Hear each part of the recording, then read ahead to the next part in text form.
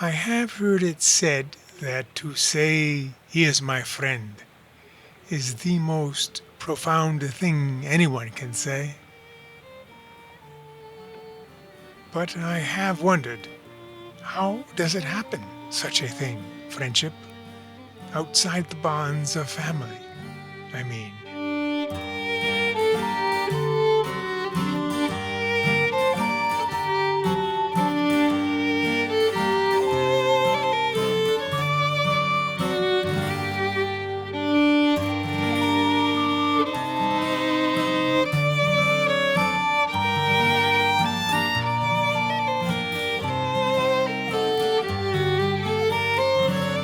My friend Charles, for instance, through the vast desert of time and space, along all our ancestral byways, his and mine, our individual strands of DNA have only remotely entwined.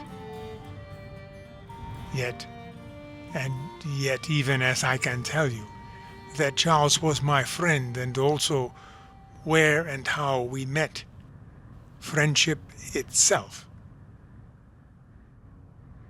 Where in the heart, in the mind, does friendship live?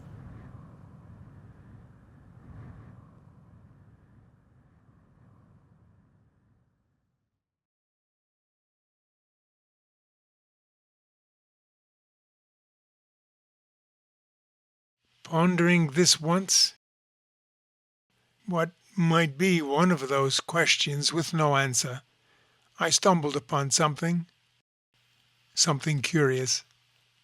It happened while I was staring at a photograph. David, That's the way she likes it. another Pop it in. friend of mine, And then look at the technique. You twirl it. It's good. I've seen dirty fingernails before, but that's something really I'm special. working, man. I'm a working class kind of fella. Yeah. he took this photo.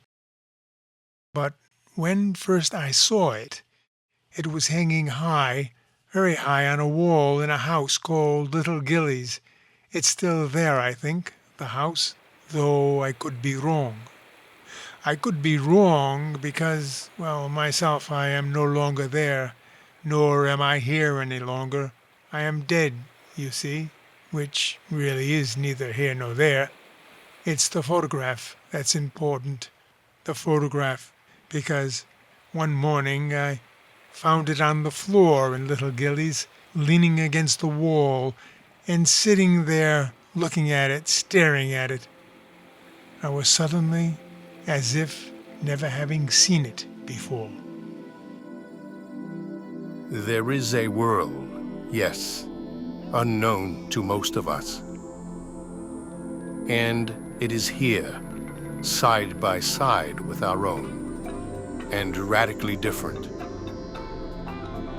A vast wasteland of the soul. The stuff of nightmares, if only we dare.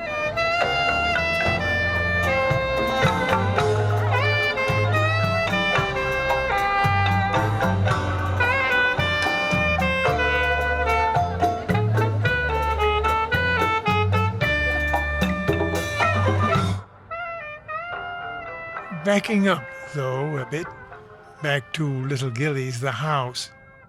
Little because there was another Gilly house there, Big Gilly by name, out there on Sutton Island, part of a windy collection of rocks and trees and sand, known as the Cranberry Isles. Of these 5 islands, Big Cranberry and Little Cranberry were the biggest, and were populated year-round.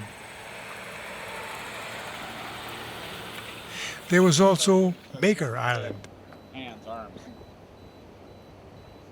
and so much fun we had on Baker, the smallest island, with 2 houses only, mostly empty. On Sutton, though, also small, the houses known as Little and Big Gilly were among the first of many homes there, the Gilly family being early to build and settle the island, along with Ebenezer Sutton, of course. Which brings me to what I hope you have noticed here so far, namely all this naming of things. Humans really like to do this, to name things. Initially myself. Unlike Ebenezer, I never saw much of anything at all worth naming. And though I did fall into this habit, I do insist that it was not an issue of contradiction, but rather of necessity, of explaining that photograph in Little Gillies. Otherwise, to me, names are as useless as they could sometimes be convenient. My friends on Sutton, for instance, they all of them called me Boo, and convenient it was, especially as I quickly understood that, of course, Boo was me. Beyond that, my name had no meaning at all, other than food, perhaps, and how I took on this name. It was my friend Charles who first called me Boo. Boo, because as he was always reminding me, I walked into his life on the day humans, again typically naming everything, called Halloween. Charles himself, in fact. Charles Lyman he was, or more correctly Charles Pierce Lyman, Jr. David also, who snapped that photo of me, he went by David John Odette. In fact, most everybody I met on Sutton had 3 names, sometimes 4. Me, however, I had only 1 name. My name was Boo.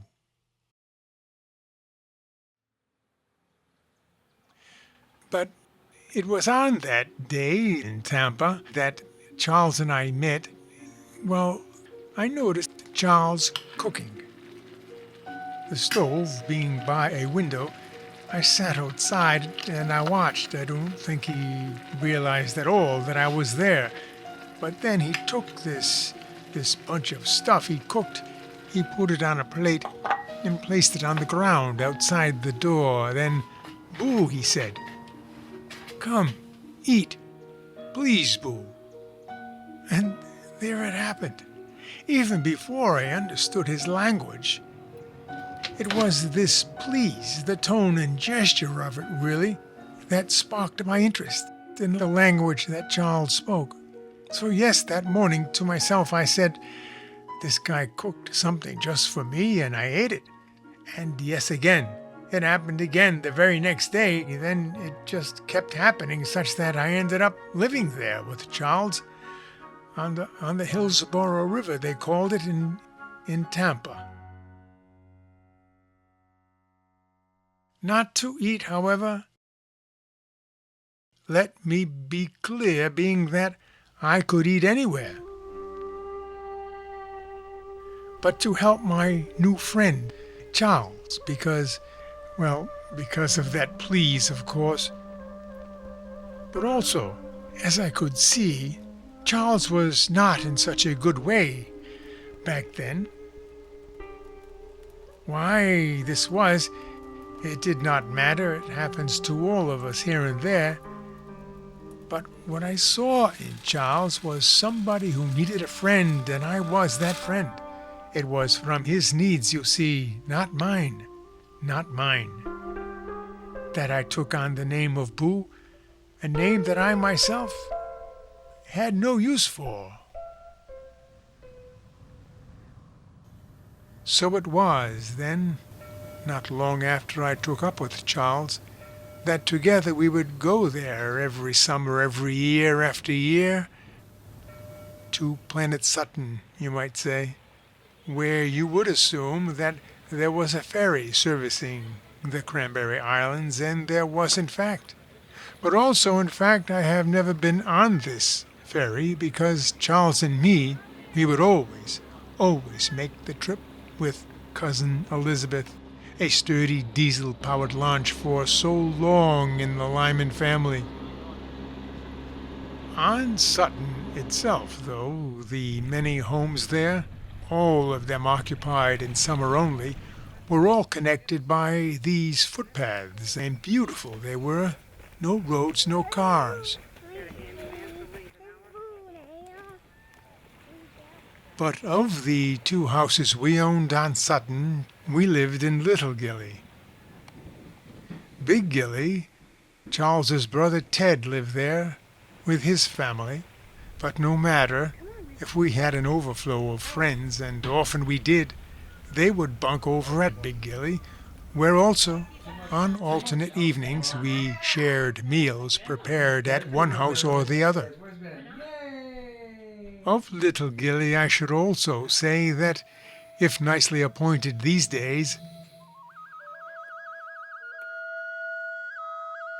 if it's still there, of course, in the beginning was quite what humans called rough. Over the years, however, many folks of all sorts would show up, all friends of Charles and me, helping to make Little Gilly the very special place it did become. Among them was David John Odette, who, though a photographer and a wonderful cook, and even as he and I were often out roaming the island with his camera, it was from David's hand, his handiwork, that the best of Little Gilly's interior would evolve. But beyond the comings and goings over the years, there was also about Sutton its very essence, an essence of place, of Suttonness, you might say, which was clear to me by how Charles and David interacted with the island. As a filmmaker, Charles was forever out there shooting motion picture film and video. But from his archive of images of life on Sutton, it was no secret to me how he could capture the stillness of Sutton.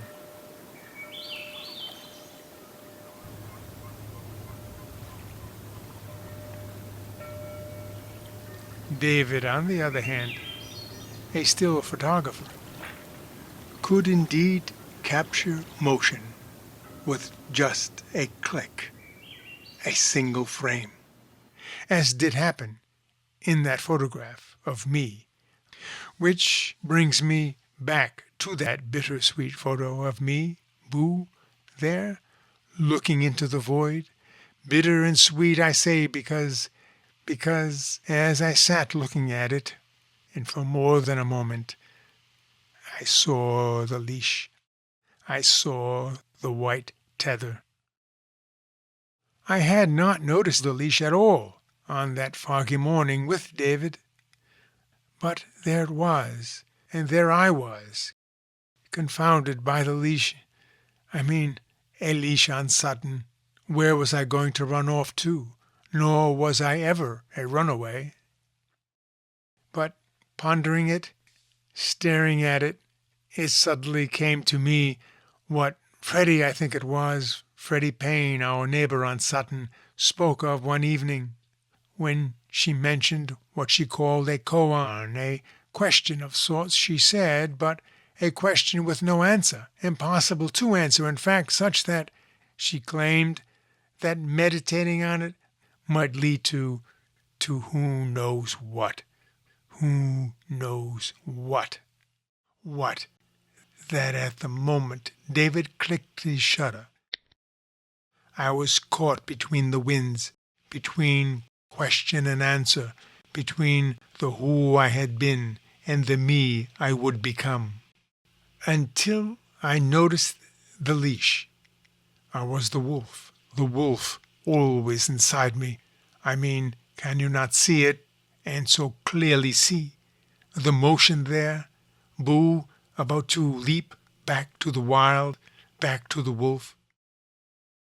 Instead, with that leash, I was a dog, and so quickly did I fall into such sadness, being a dog, that I had to find some value in this sadness, to use it somehow, that if losing the wolf, might I not gain friendship with humans, but also learn about their world, the world beyond Sutton. Because, of course, Charles was a filmmaker, and all the time traveling the world, collecting images always traveling, moving about.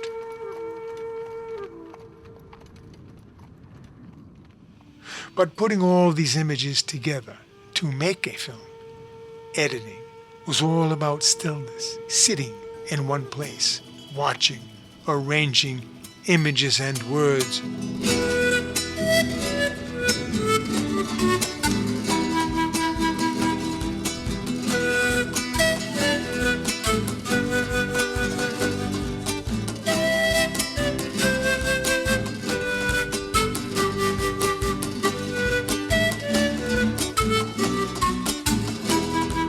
So it was then that I traveled the world over. Sometimes I was on the couch there behind Charles.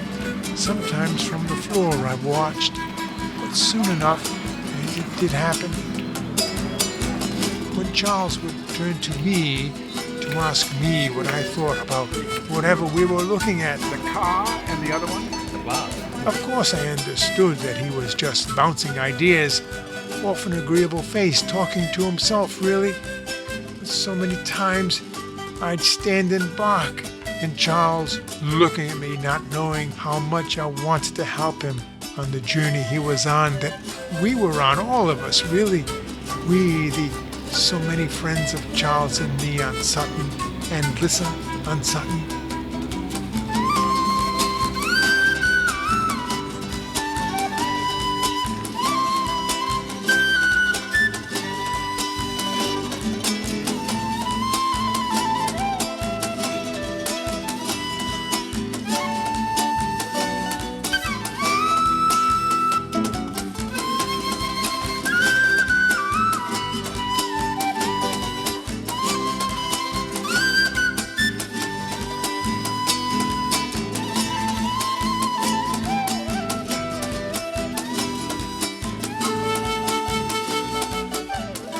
And dear Freddie, surrounded I was by friends on Sutton, friends talking, listening, arguing, but also trapped I was, for even as I did come to understand my friends on Sutton and something of their world, my sense of it all, narrow as it was that something about it, or what I felt in my bones of it, of life, was not about words.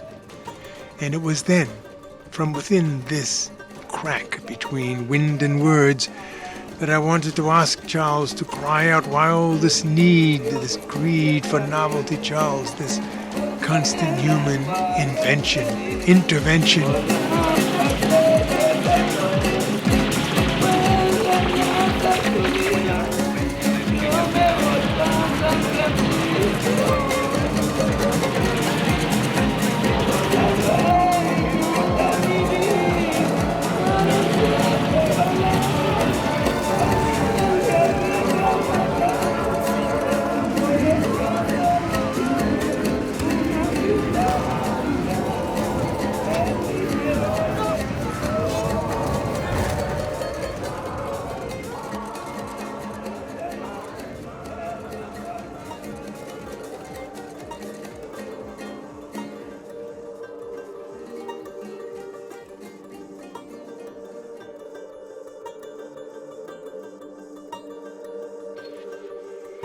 But also so strangely beautiful it was.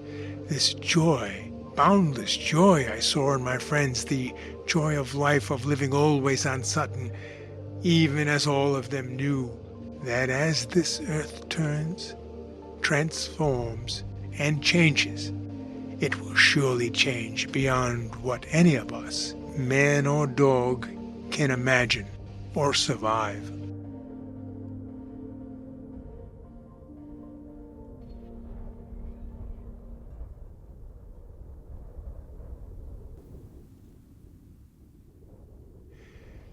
E equals MC squared, I heard it once. A song, a lyric, Bob Dylan, maybe the Moody Blues, but eternity, I think.